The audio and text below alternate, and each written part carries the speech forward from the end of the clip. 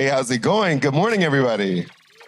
I feel like Oprah right now. I have all the white couches. This is pretty amazing. So I'm Tetris with Billboard News. We've all, as creators, dealt with licensing stuff. You know, you post that piece of content and you're like, wait, you get an email, a notification that it's been taken down. And you're like, wait, why? I just wanted to use this really poppin' song. Well, now I have all these beautiful, talented, knowledgeable people to help us work our way through how to use music licensing. So if everybody could just one at a time, really quick, say who you are so everybody can know your amazing background.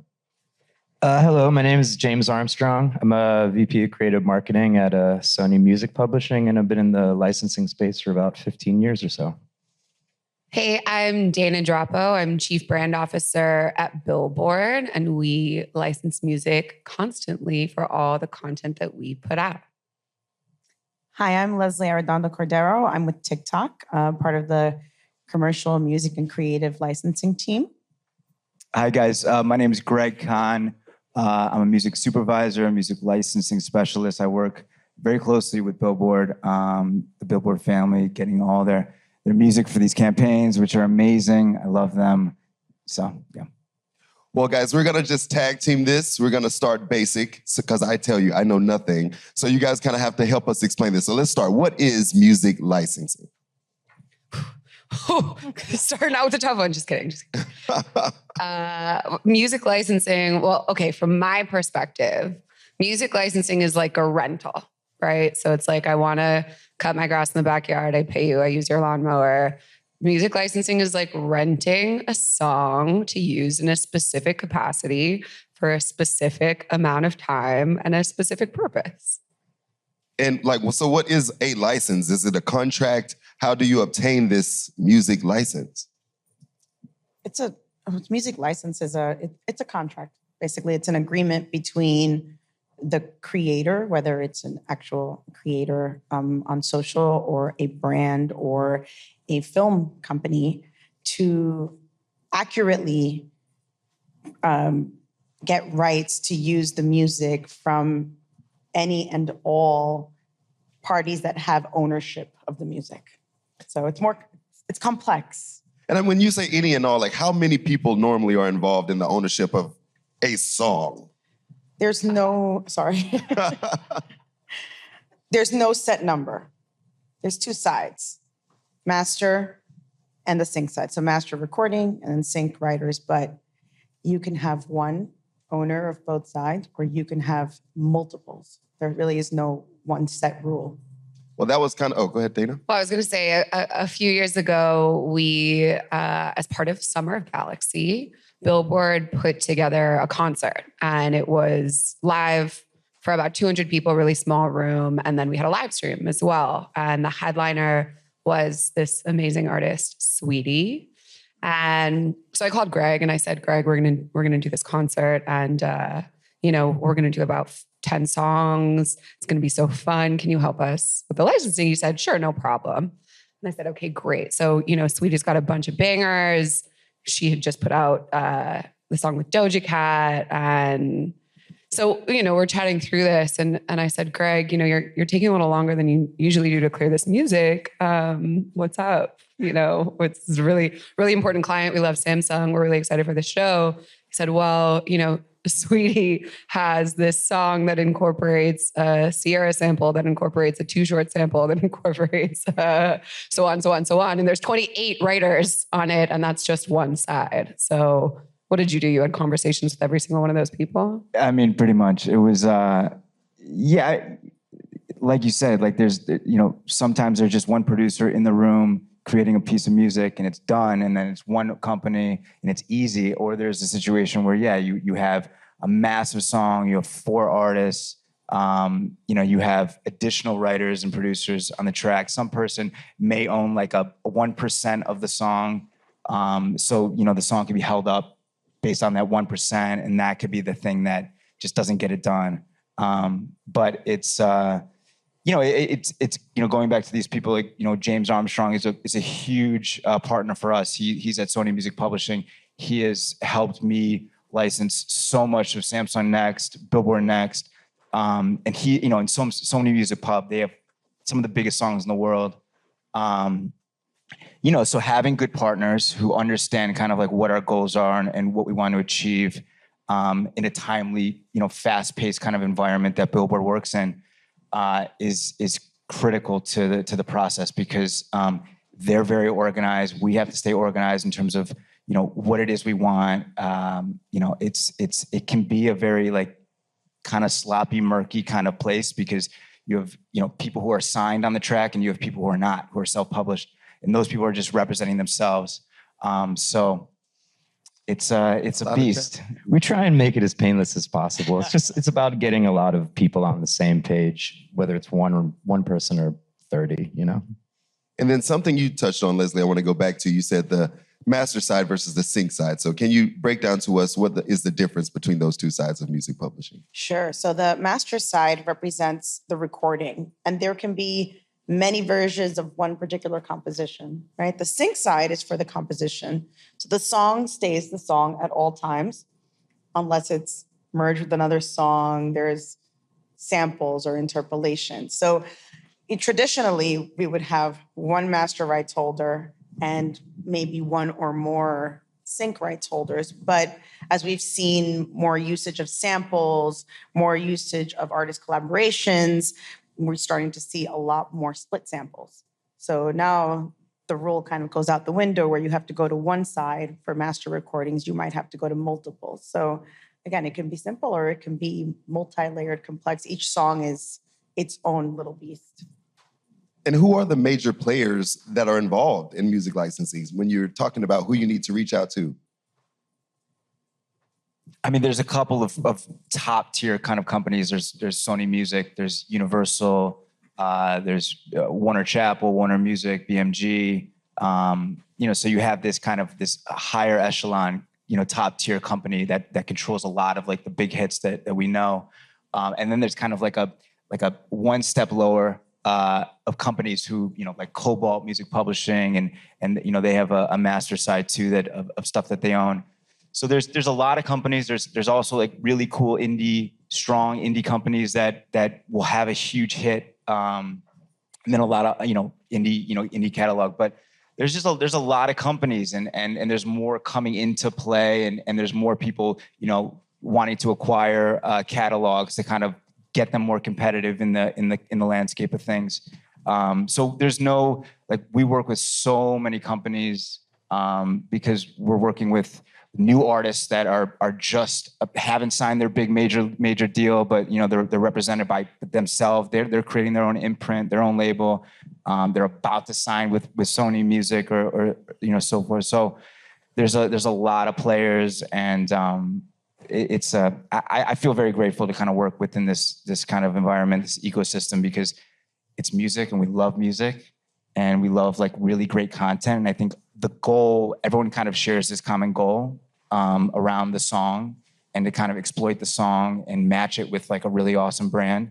So it's a good, healthy system we're working within. And from the from the creator's standpoint, how do they process getting involved? What are the steps they take when they're thinking about what song I want to use with my content? Well, I mean, if they're gonna do a cover, I think it would really help the creator to kind of know who what that cover entails, what that song, who owns that song. The more you know about that song, I think the better the content piece is, because you'll touch a song and you'll make the song and you'll spend time creating the content within the song, and then all of a sudden you realize there's a huge red flag on the song, and as much as Billboard's involved and we have some money to kind of get the song done, there's just you go to these companies and they're like, you can't touch that song, it's a no deal thing. So having a better understanding of doing your research, you can go to BMI, ASCAP, a lot of these music portals to kind of understand who are the rights holders. You can always go to YouTube, and if you scroll down, there's a licensing section. You see who controls the master of this song. Oh, wow. The information is there. We're in this. It's doesn't I learned the hard way of just hitting people up. If I can't find a piece of 1% or whatever, I'll go to Instagram and I'll DM a manager and I'll I'll go down a rabbit hole to find out like the whole piece of the pie of this song. Is there ever a specific situation where kind of it's a red flag song? Like what would make you say, oh, maybe I should stay away from this kind of track? Is it one of the situations where there are a lot of writers? Or what is a red flag song? I've heard you both say that. Well, sometimes it can be like a conflict in a category. So, if you see like a global campaign for like a Nike or whatever, and you're going to be doing something with Reebok, like there's probably some sort of exclusivity in place. So that would be like one thing. And those red flags are like impossible to move. Like those are contractually just done. Sometimes there can be problematic samples, uncleared samples.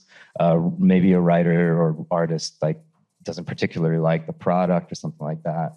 But getting early in the process, getting to us, to Sony, and we'll kind of guide you through it and give you quick answers so that you're able to make decisions regarding your content quickly and don't go too far down the path where you're going to maybe invest money, invest time, and just not going to be able to put out the piece of content. We want to make sure we're servicing you at the end of the day. And you just spoke about money as well as not putting too much money into the situation. So for creators that may not be rolling in the dough yet, is there free ways? What's the best way to attain free music licensing or music they can use? So if you're a creator and you're on social, usually the platforms will have a library that they're attached to where they have deals with some of the major players, and you can just use your money, use the music from those libraries onto your organic content. So as long as it's not, brand sponsored, you're not pushing a product, I think that you should be okay. If you're looking outside of the platforms, then that's where it becomes a little bit more difficult. I know that royalty-free tends to be popular, but royalty-free is not 100% warranted. So it's really about, doing your homework and looking into the music. If you really like something, probably better to look into who actually owns it. And that can be difficult on its own. So if you also have a community of independent local artists, always great to look into their music, really support the community. And you might be better off because they might own the music 100% on both sides and be able to work something out with you. And I think for us, we put out anywhere from 15 to 20 videos every single day. So we're releasing content at scale. And even though Billboard is a big company that has resources and we're lucky to be able to invest in music licenses where it really makes sense, we can't license a song for every single video that we put out. So we use music libraries, and there are a ton of music libraries out there where you can sign up and you can pay either a monthly or an annual fee, and you can sit there and you can listen and you can select songs that fit the vibe of what you're going for. And you can use that for the majority of your daily content. And then when you have something that really requires a Britney Spears song or a Sweetie song, you can say, all right, I want to invest and I believe that this piece of content that I'm putting together is going to be really big. And so I'm going to do the work and find the song and pay for it. And, I think you never want to get into a situation where you use a piece of music that you don't have rights to, and you do make this amazing content, and then it goes viral, and then you can't monetize it and you can't really claim ownership of it because you don't own the music in it, right? So yeah, the free libraries I think are super, super helpful for that day-to-day workflow. And then also anybody can jump in here. What are some misconceptions that you guys think people have when it comes to copyrights and music usage? The 3-second rule. I still get that question. I get, we don't have to license it if it's less than 3 seconds. You have to license the music if it's 0.01 seconds. So any use requires a license. Yeah, I totally appreciate that, because you'll work with, at the end of the day, there has to be a voice of no in the room, unfortunately, just to kind of keep everything copacetic. I mean, as music creators, you want to get paid for your work. So if you have a piece of IP and someone's using it without, clearing it, it's a problem for the industry. but at the end of the day, like understanding like the needs of the media, of the production companies to get this content out and move along, and the budget may not be there, but we got to have something, we got to have it. So sometimes I'll have to kind of go in the room and just be that, like, no, we can't use it, or it's going to be too hard to clear. We got to move on. We got to get something else. 2 seconds is not, you can't just, so you got to police a little bit. Use it, yeah. But I think the solutions part is really the rewarding part of it too, right? So unfortunately, we do have to be the no people at times, but we're also the ones that say, but you can do this, or, here's some options. So I would say to all creators, if there's music that you want and you need to acquire the rights and you really fall in love with that song, don't fall in love with it too hard. Have, some options so that you can really expand your creativity with music and not count on it so much that the music becomes the identity of your content, right? It has to be something that makes it flourish further. I'm not sure if anyone would have the answer to this question, but something you made me think about. In my daily job, I'm doing news. And I know you said the 3-second rule. We always say the 6-second rule on my end because we're like, oh, we're doing a news about this. We can use this for 6 seconds because we're just telling a story. So does that affect the way a content creator might want to use something if they're saying, oh, we're speaking on the song and not necessarily using the song? Good question. I mean, part of the challenge of putting out news content in an age when Billboard, for example, is reporting, but we're also creating our own content, is understanding the distinction between the type of content you're putting out, right? So if you're a creator who every day is waking up in the morning and you are doing original news reporting by saying, okay, let's go back to Sweetie. Sweetie just put out a new song and it sounds like this, and this is who's in it. This is where it was released, and you can go listen to it here. And you use a snippet of that song to really genuinely report on what's happening. That context gives you editorial license. And that's where you can also use, let's say, an image of that person to help your audience understand who they are. That's totally fine. But when you pivot into the original content bucket, that's when you have to be really careful. And so Billboard, as a news entity, does not get carte blanche to then use whatever music we want for 7 seconds. So if we were then going to put out a video of the top 20 Sweetie releases of all time, that's not news. And we wouldn't be able to use snippets of the song in that piece of content. So I think it's always really helpful to have some experts, some friends in the industry who you can ask and say, hey, what do you think about this? What's the risk level associated with this usage? Is it low risk? Is it high risk? And do you think that I could make a case for saying that this piece of content is actually news-based, right? If you're creating news and reporting on the news, you're doing that more than just one time to be able to use the song. So ask your friends. Thanks. Yeah, that's where like the legalese kicks in, right? The not so glam side of it, and the editorial license being fair use. And if you have a friend who is a music attorney or who is really knowledgeable about music legalese, it's definitely great to tap into them. And I want to tap into each of you individually. So Leslie, tell me a little bit about your role at TikTok and how it reflects to music licensing. So my role at TikTok, I work with the commercial music and creative licensing team. I have several duties. I work with our internal content teams, clear music for any content that is created by the platform for my particular territories, which are Latin America in my case.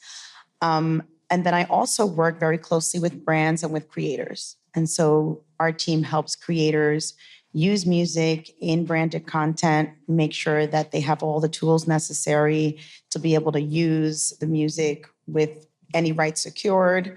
And we kind of give them that guidance into how to navigate that world. And we also help brands see the value of using music in their posts. And what are some of these global brands you guys are working with right now? We love TikTok. Samsung. Of course. Samsung, among many others. Yeah. Yeah. And then, so how do you help creators specifically? What is your role with them directly?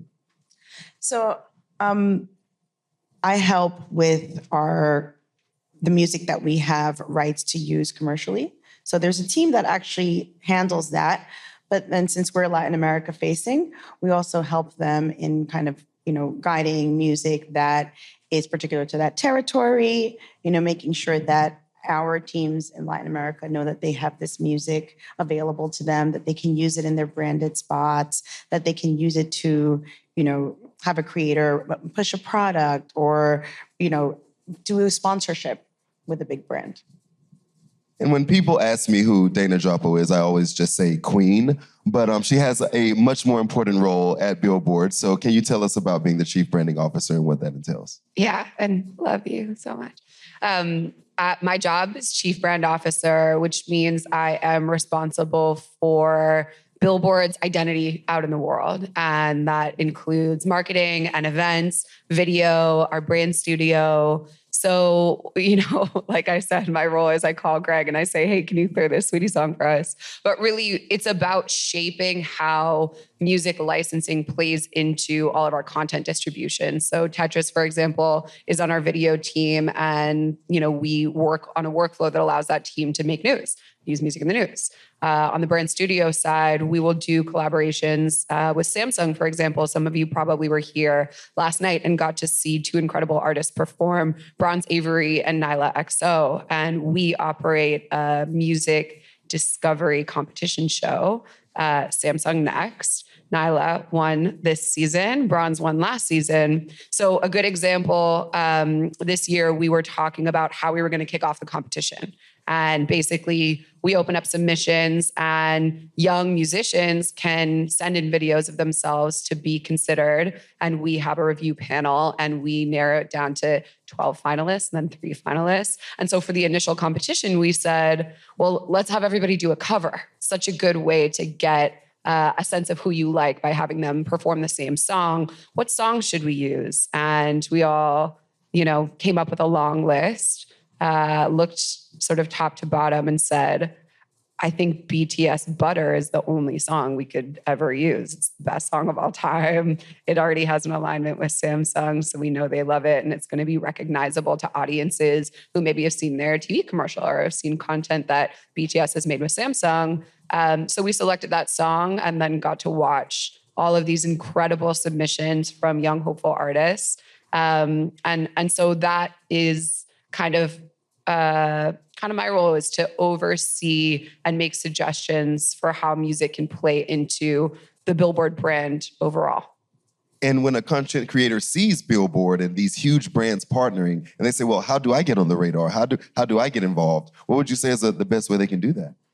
Yeah, I think we love a good DM. You can reach out to us on Instagram anytime or any other platform, TikTok as well. We also do a ton of events. So all throughout the year, we have concerts and parties that you can come and join us at.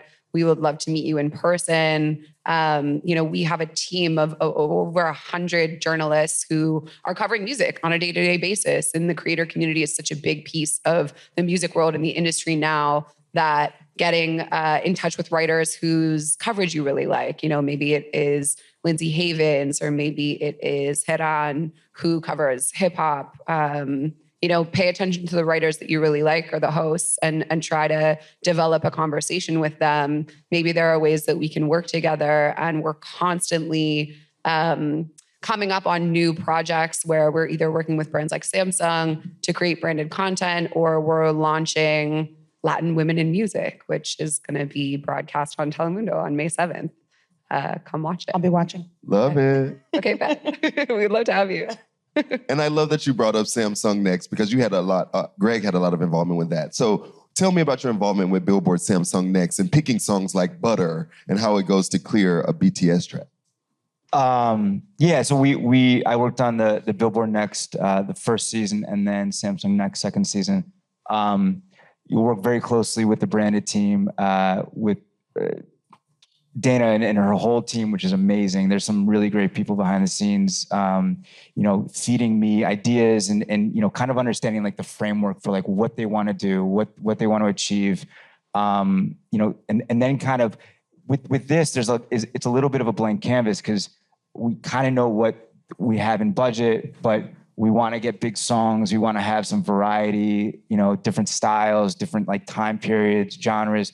So then going to some of the big players and kind of having a framework, a roadmap of like a real license request without the songs, and then going to someone like James and saying, James, like, we need big songs. We don't have this infinite budget, but but it is Billboard. Billboard is like an industry leader, and it's Samsung who's like doing amazing things. So, having like really good partners and a clear vision of like where this content is going to live, how long it's going to go and live for, what the potential for in terms of visibility and engagement and value that this campaign will bring to the catalog, to the songs, and then starting to kind of get songs back so I can show the team, put it in front of the team, then they take it to Samsung and kind of work together and say, oh, we really like this song, we really like that song, and then going back to people like Sony Music Pub and just getting the songs done, getting them approved so I can get it back to the team. We can hit our deadlines.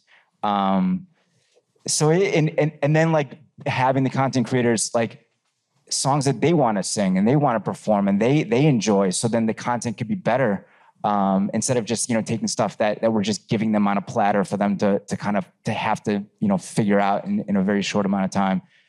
So it's a whole thing, but it's makes my job easier when I have, I'm working with a Samsung and I'm working with a Billboard. They're very respected. So the companies like Sony Music Pub will kind of lower their fees a little bit because it's Billboard. Well, you've spoken a lot about budget. So tell me, like, what is the average budget of a big song? How much does music licensing cost? If we're talking about TikTok, YouTube, break it down for me. Oof. I mean, it could be very expensive, and a lot depends on if one of the big indicators right now for price is like paid media. So you have this content, it's going to live organically, but is there any sort of paid push behind it? Because the publishers and the labels, they want to know how much money is being spent behind the scenes, and if there's money that they know being spent on the content to be pushed in terms of visibility, that's going to drive up the cost a lot. And on the creator side, I think, we have projects that require usage of 20 songs that is going to live on TV across all our social channels and on our brand partners channels. And you as creators might get requests like that. Hey, we want you to come and partner with us on Samsung. Can we use your content on our channels, right? So those kinds of questions are really important. But we have done projects or we have spent in the hundreds of thousands of dollars on music licensing alone for a single project. But if you have a budget of $1,000, that is enough to get started. And that is enough to license a piece of music that is beautiful and exciting and well-known. So it's about, getting started. And when you can start to allocate a little bit of budget to music licensing and be really intentional about it, there's always something that you can get done, right? There's always sort of levels, depending on things like how long you use it and what the context is.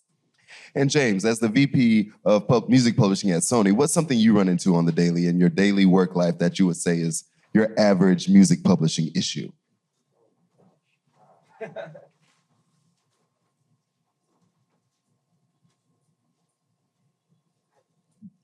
Can you rephrase the question a little bit? It's so broad. It is broad. But just some, like in your day-to-day, what's your day-to-day like as far as music publishing and what I'm essentially just trying to find audio solutions for brands or people that want to use music in their content. So, when we were doing the Samsung project, like that one was super fun. Like creatively, I just kind of sat in my office and was like, all right, well, what do I want to sing at karaoke tonight?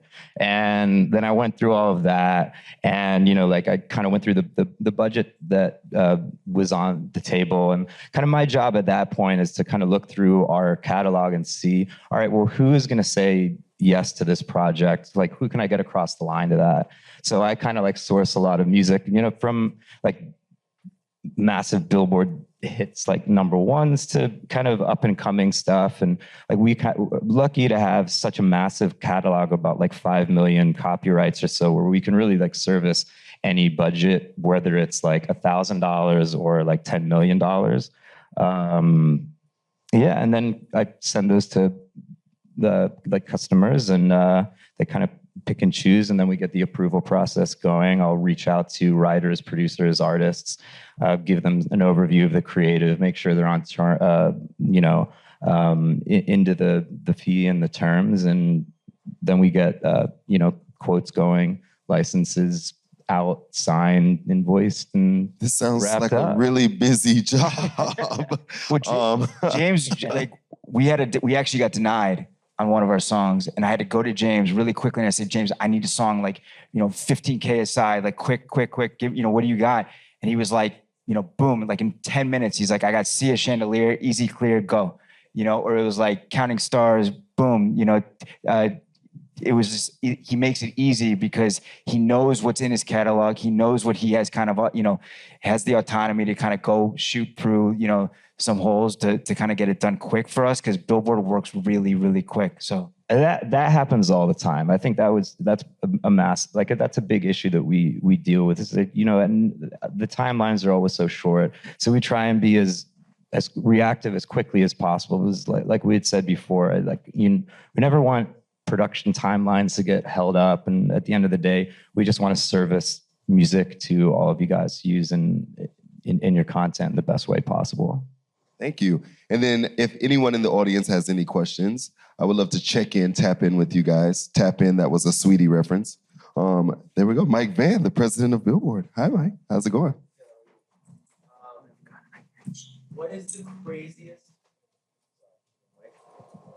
What's the craziest project that you've ever had to license music for? Craziest meaning most difficult, and then you ended up pulling it off and there was a major reward at the end. Ooh. I got one. I think we were talking about, we were sharing horror stories last night. We're sharing war stories. There's quite a few. Mine is, I cleared the music for Jay-Z's Made in America festival, this past one. Wow. And there was it's amazing because there was so many amazing artists, but there was huge technical issues on the back end of things that happened this year. So and I wasn't privy to that. So they're just here's a list, go clear the songs. And it was, I had a list of 100 songs. I had to clear 25 songs in a matter of 2 weeks. I didn't know any of the landmines that were behind the scenes. So a lot of technical issues, Burna Boy had some audio issues, and I was trying to get his songs cleared, but I didn't know that, behind the scenes, it was not going to clear because he had major, issues or, stuff like that. So Pusha T, Lil Uzi, 2 weeks to clear massive amount of songs and, in a very small budget. But I was it's Jay-Z, it's Made in America, it's Rock Nation, let's get it done. And in that situation, are you clearing their live performances? Yeah. Is that what you... Wow. Horror stories. More stories. So clearing Kanye is always a learning experience. And I'll be honest, I've been very lucky to have actually gotten approvals and cleared maybe a handful of requests that have gone out to him in my previous role. There was one particular song, and I can't remember the title of the song. What I can remember is that the hook for the song was part of a sample. It was a sample of a song created by some very early on creator in Arizona. Must have been 18, 19 at the time, the musician. And he was nowhere to be found. And social media was starting to really, pop off. So it was the first time that I actually had to go in and chase someone on Twitter, on Facebook. Instagram was just starting. And I found his uncle. Wow. And through his uncle, after going on all these tweets for this music producer in Arizona, I found the uncle, and then the uncle sent me to the father, who then found the son, and I got the approval. Actually, no, he was underage. So I had to get the approval from the son and the father for the sample. And he ended up owning 5% of the song. And that was it. So, and that last 5% was 4 days of sweat and tears, and like production just wanted this song so bad. They were not taking no for an answer. So I literally sat down the last night. I remember I went and I'm like, I'm going to go get a pizza. I'm going to go get a beer and I'm going to sit in this office until I cleared it. And I did. So that was probably the most I've sweated to clear a song. Such an incredible story. We know how Dana feels about Sweetie. And then James, what's a horror story you had? It's similar vibes. It's like trying to find someone. I was working on a really big like headphone campaign, and I was trying to find a MC from the 90s. It just wasn't getting back. Like phone, like the voicemail was full. There was no email like response. So I ended up going onto the PROs, tracking down the address for the royalty stream. And he lived near Pete's Tavern, and I was going to a show at Irving Plaza later on that night. So I went down, I rung the doorbell, I talked to the guy. Love it. And I called my client. I was like, hey, I have a verbal, we're good. Amazing. So yeah, no, sometimes you just gotta go to great lengths to get something done. Oh, the VP of Sony Music Publishing just knocking on your door like, hey, trying to clear this song. And I think we had a question from a creator over here. So what advice do you got for like music in the background? Let's say you're doing a video or something and there's music in the background playing for royalties not royalties, but just consent and all that. Like, That is actually a great question. He was asking about music royalties from songs that are playing in the background. I have Disney creator friends. They run into that all the time. Like they're in the park streaming and then a whole new world is playing and it gets taken down. So what about music in the background? Mm-hmm. I mean, that is where your editing skills come into play. And depending on your capabilities, if you can record your video and your audio separately, you can strip it, then you can put your audio back in just with your vocal track if you're talking. So I think if you are going to be doing man on the street style capture, where there's a high probability that music is going to be playing in the background where you can't control it, you're at a mall, you're at Disneyland, you're at a concert, you name it, then thinking through, okay, am I recording this in a way where I'm going to be able to strip out that background noise is really, really smart. And you guys are so talented. I've seen your work. There's so many skills in this room to be able to do that. So it's really just about having a little bit of that foresight. And wonderfully, you never have to worry about that when you're recording in your home studios. Questions over here?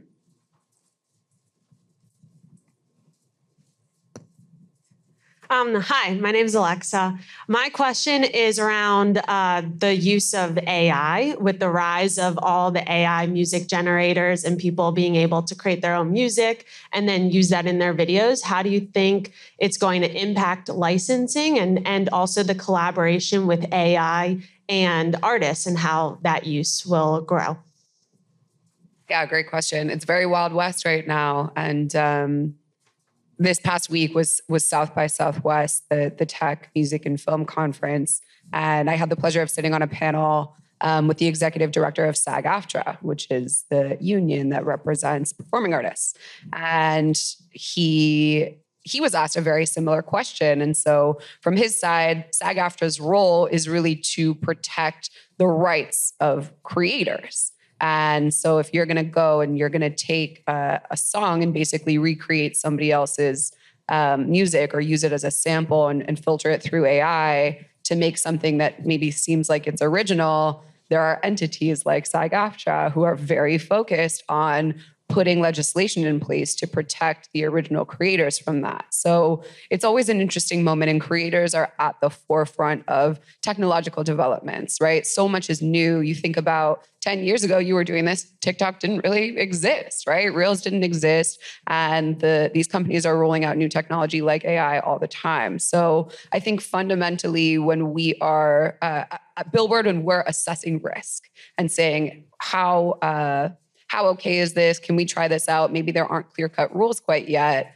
We try to honor the ethics of paying creators for what they make, right? And that goes from music all the way to video to photography. If your intention in the process is to sort of get around paying for something that you know you would have to pay in another way, then you're probably putting yourself in risky territory, and it's not a good idea in the long run. Nice, and I think we have time for one more question, this gentleman here. Hey guys, my name's Dr. J Mac. A lot of creators use TikTok to create content. If you're doing a brand deal, TikTok specifically has a commercial sounds library. Are they able to use that commercial sounds library or a song from that commercial sounds library for their brand deal, then repurposed to another platform? So for instance, you shoot your video, you use that commercial sound, can you repurpose that to Instagram Reels or YouTube Shorts? No. You can only use it on the platform. If you then want to use that same music and it is available on another platform, then you would have to upload your content, reattach that music from that other platform, or use an alternate. Great question. And so much. I feel like I've gained a lot of knowledge. I hope you guys have as well. So please give it up for our amazing panelists. Thank you. I will toss it back over to our friend Simon from Samsung.